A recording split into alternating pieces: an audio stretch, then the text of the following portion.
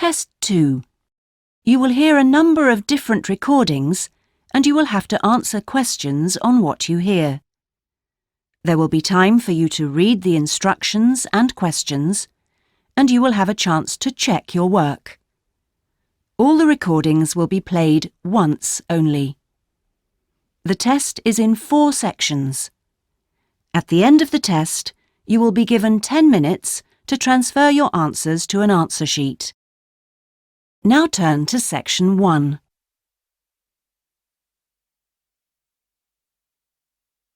Section 1.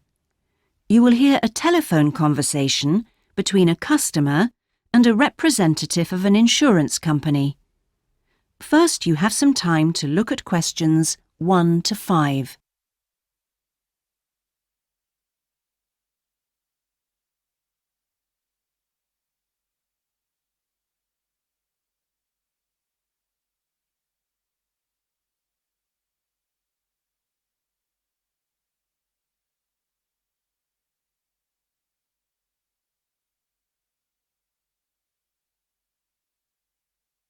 You will see that there is an example that has been done for you. On this occasion only, the conversation relating to this will be played first.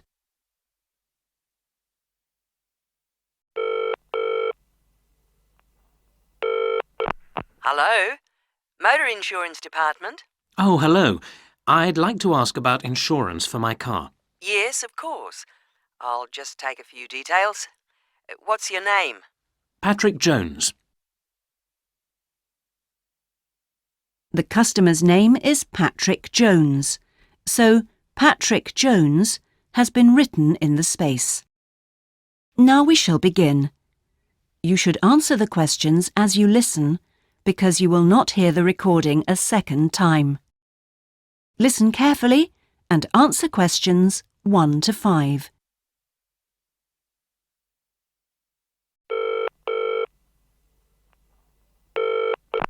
Hello? Motor Insurance Department? Oh, hello. I'd like to ask about insurance for my car. Yes, of course. I'll just take a few details. What's your name? Patrick Jones. And your address?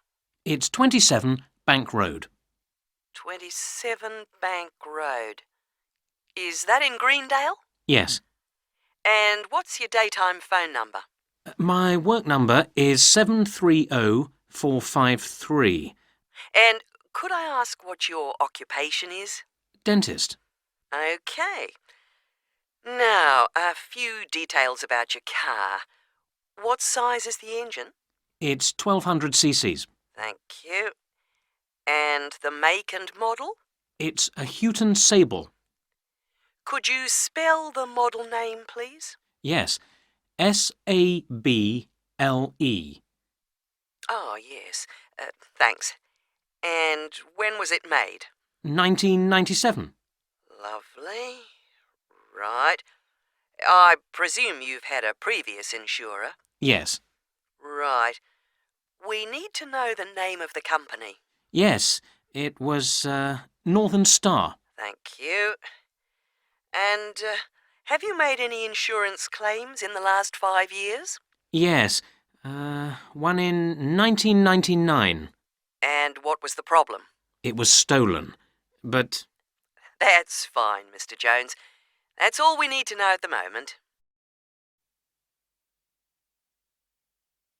Before you hear the rest of the conversation, you have some time to look at questions 6 to 10.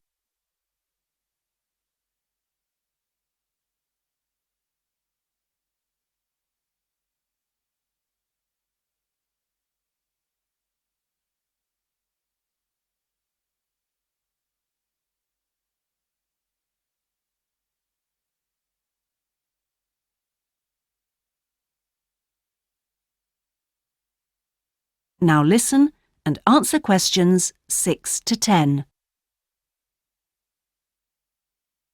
And will there be any other named drivers? Just the one. And his name?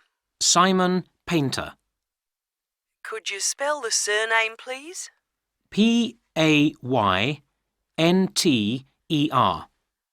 OK, Thank you. And what relationship is he to you? He's my brother-in-law.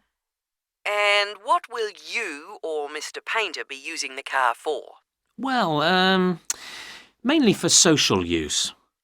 Social use. Will you be using it to travel to work? Yes, sometimes.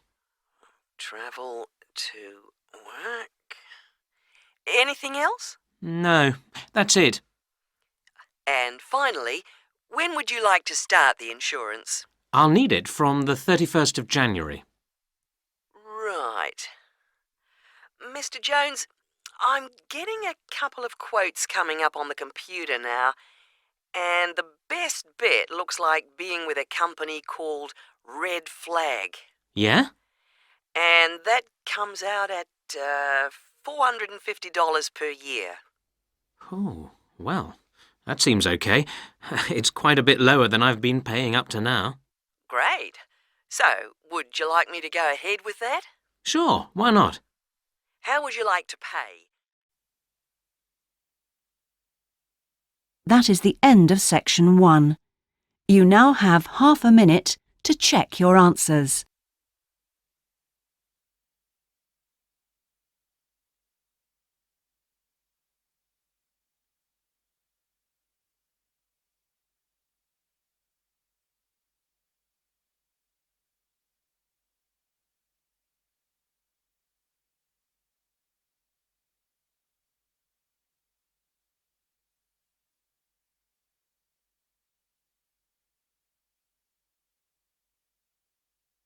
Now turn to section 2.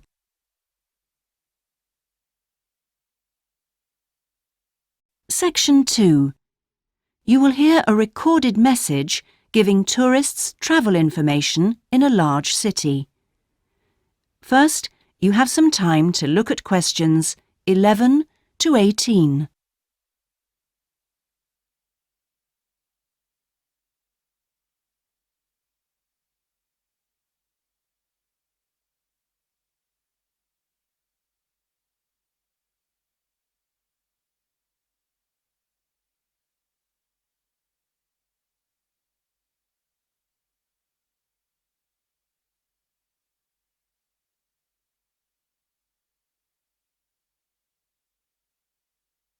Now listen carefully and answer questions 11 to 18. Thank you for calling the tourist line. There are many different ways of getting round the city, and we'd like to suggest some you may not have thought of. How about a city trip by boat? There are 4 main stopping points. From west to east, Stop A, Greenbanks, Stop B, City Bridge, Stop C, Roman Landing, and Stop D, Newtown. You can find the main booking office at Stop A. The first boat leaves at 8 a.m. and the last one at 6:30 p.m. There are also many attractions you can visit along the river. At Stop A, if you have time, you can visit the fine 16th century palace here, built for the king, with its beautiful formal gardens. It's very near the booking office. Now you can enjoy every corner of this superb residence. Stop B. Why don't you visit Tower Restaurant with its wide range of refreshments? This is a place where you can sit and enjoy the wonderful views over the old commercial and banking centre of the city. Stop C is the area where, in the 1st century AD, invading soldiers crossed the river. This was much shallower than it is now. That's why this area is called Roman Landing. There's an interactive museum to visit here, with a large shop which has a good range of local history books. At the furthest point of the trip, Stop D, the most exciting place to visit is the new entertainment complex with 7-screen cinema, bowling alley, and video games arcade. Before you hear the rest of the message, you have some time to look at questions 19 and 20.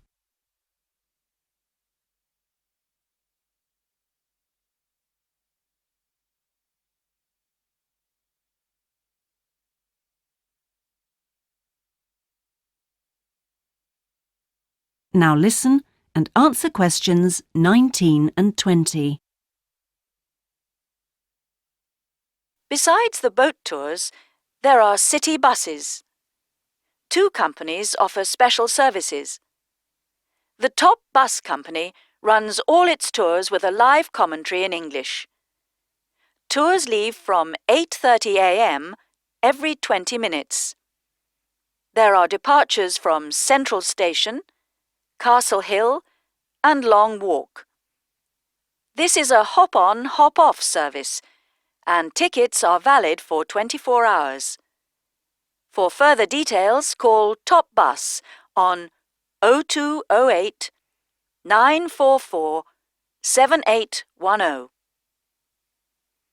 The number 1 sightseeing tour is available with a commentary in 8 languages. Buses depart from Central Station every 5 to 6 minutes from about 9 a.m., with the last bus at around 7 p.m. There are also number 1 services with an English-speaking guide. That is the end of section 2. You now have half a minute to check your answers.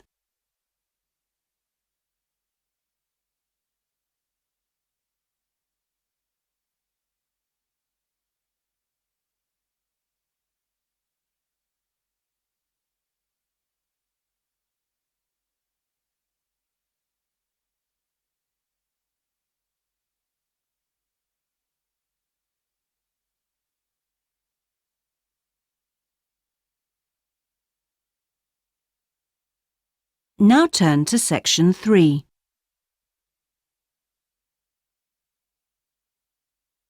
Section 3. You will hear a seminar with Dr. Martin Merriweather of the Antarctic Centre in Christchurch, New Zealand. First, you have some time to look at questions 21 to 26.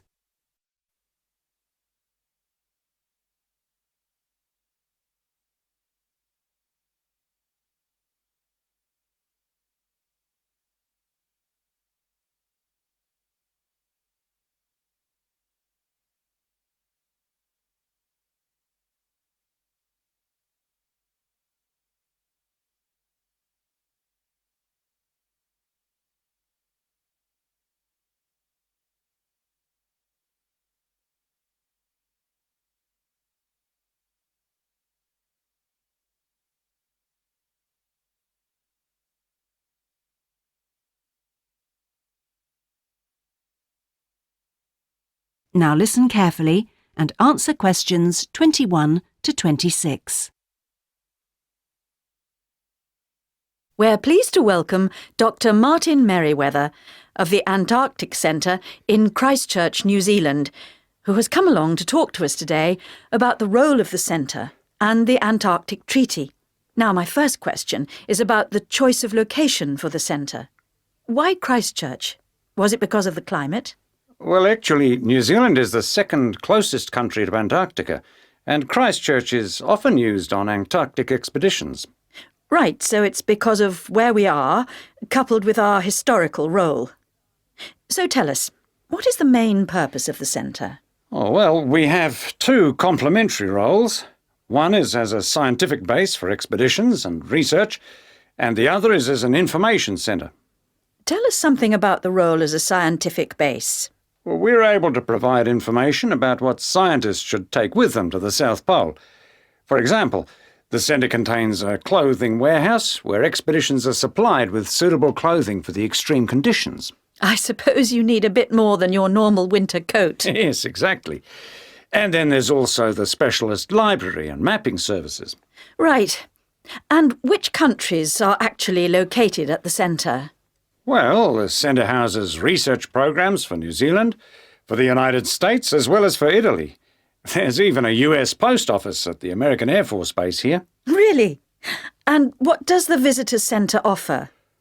Well, since very few people will ever experience the Antarctic firsthand, the Visitors Centre aims to recreate the atmosphere of Antarctica.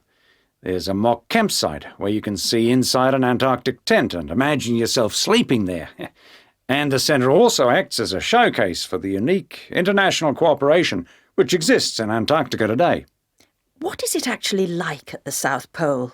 I know you've been there on a number of occasions. Yes, I have, and each time I'm struck by the awesome beauty of the place. It's magnificent, but you can really only visit it in the summer months. October to March. Yes, because it's completely dark for 4 months of the year. And, in addition, it has to be the coldest place on Earth. Colder than the North Pole? Why is that? Well, unlike the North Pole, which is actually a frozen sea, Antarctica is a landmass shaped like a dome, with the result that the winds blow down the slopes at speeds of up to 150 kilometres an hour. And that's what makes it so cold. Oh. And one other interesting thing is that Antarctica is the driest continent on Earth, surprisingly, and so you have to drink large amounts of water when you're there. How old is Antarctica? Oh, we're pretty sure it was part of a larger landmass, but it broke away from the rest of the continent 170 million years ago. How can you be certain of this? Because fossils and rocks have been discovered in Antarctica, which are the same as those found in places such as Africa and Australia. Amazing. To think that it was once attached to Africa. Before you hear the rest of the interview, you have some time to look at questions 27 to 30.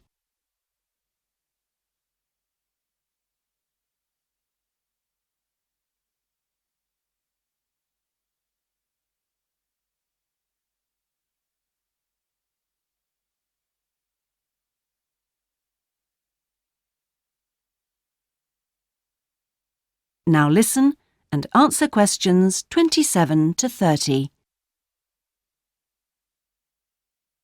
Now, let's just have a look at the Antarctic Treaty. How far back does the idea of an international treaty go? Well, as far back as the 19th century, when 11 nations organised an international event. When was that exactly? In 1870, and it was called the Polar Research Meeting. And then, not long after that, they organised something called the First International Polar Year. And that took place when exactly? Over 2 years, from 1882 to 1883. But it wasn't until the 1950s that the idea of an international treaty was proposed. And in 1959, the treaty was actually signed. What do you see as the main achievements of the treaty? Well, firstly, it means that the continent is reserved for peaceful use. That's Article 1, isn't it? Yes. That's important, since the territory belongs to everyone. Yes, but not as important as Article 5, which prohibits any nuclear explosions or waste disposal. Which is marvellous. Well, I'm afraid we're going to have to stop there because I'm afraid we've run out of time. Thanks for coming along today and telling us all about the centre and its work. That is the end of section 3. You now have half a minute to check your answers.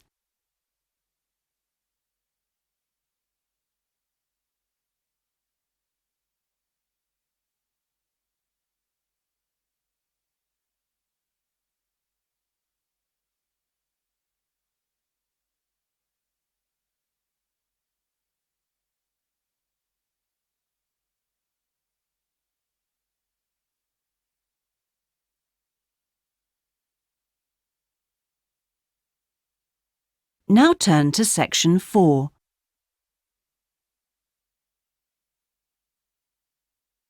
Section 4.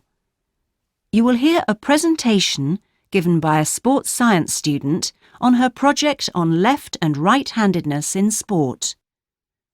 First, you have some time to look at questions 31 to 40.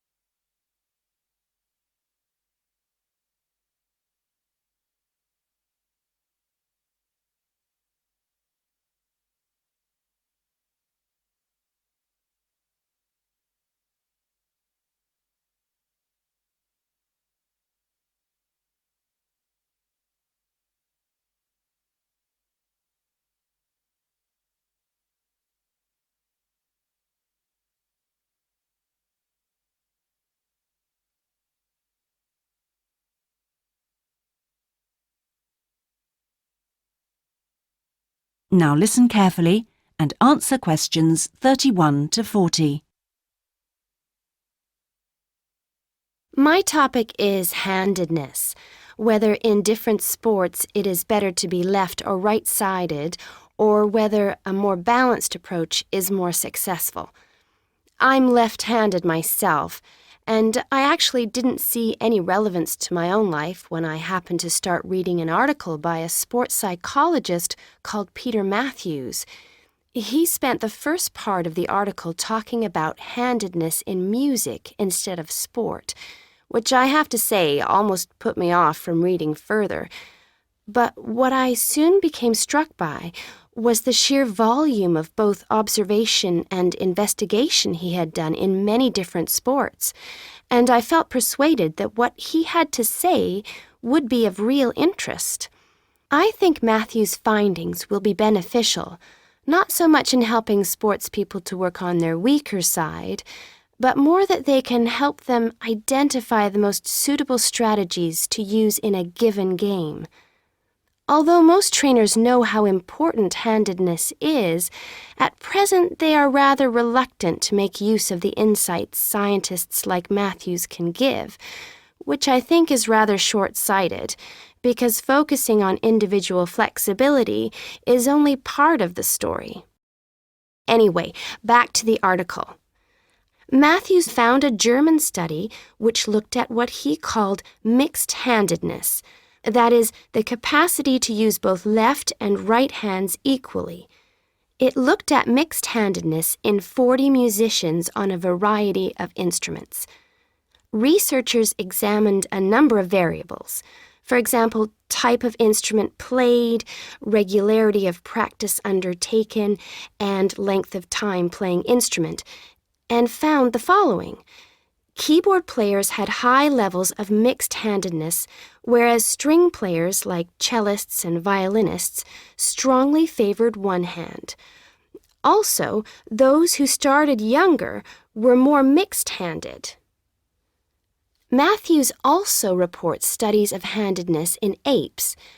Apes get a large proportion of their food by fishing ants from anthills. The studies show that apes, like humans, show handedness, though for them right and left-handedness is about equal, whereas about 85% of humans are right-handed. Studies showed that apes consistently using the same hand fished out 30% more ants than those varying between the two.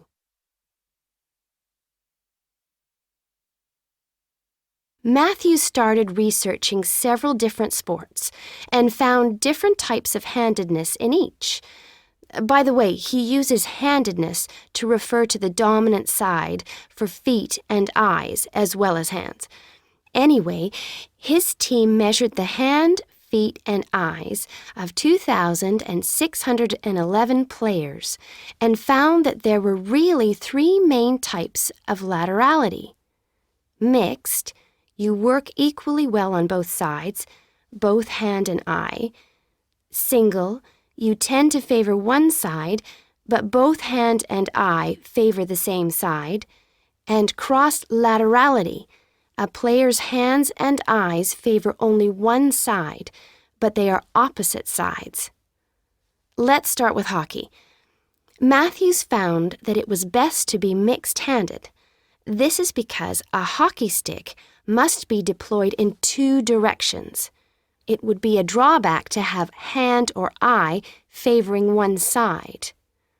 An interesting finding is that mixed-handed hockey players were significantly more confident than their single-handed counterparts. Things are slightly different in racket sports like tennis. Here, the important thing is to have the dominant hand and eye on the one side.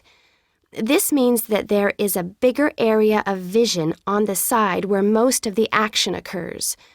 If a player is cross-lateral, the racket is invisible from the dominant eye for much of the swing. It means that they can only make corrections much later, and often the damage has been done by then. And moving to a rather different type of sport, which involves large but precise movements, gymnastics. It's been found that cross-hand-eye favoring is best. The predominant reason for this is because it aids balance, which is, of course, absolutely central to performance in this sport. That is the end of section 4. You now have half a minute to check your answers.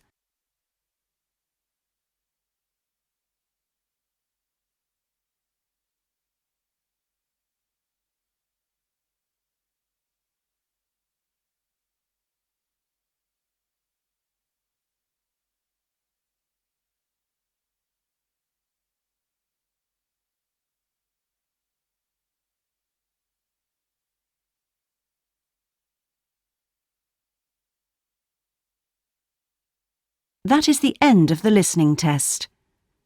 In the Ielts test, you would now have 10 minutes to transfer your answers to the listening answer sheet.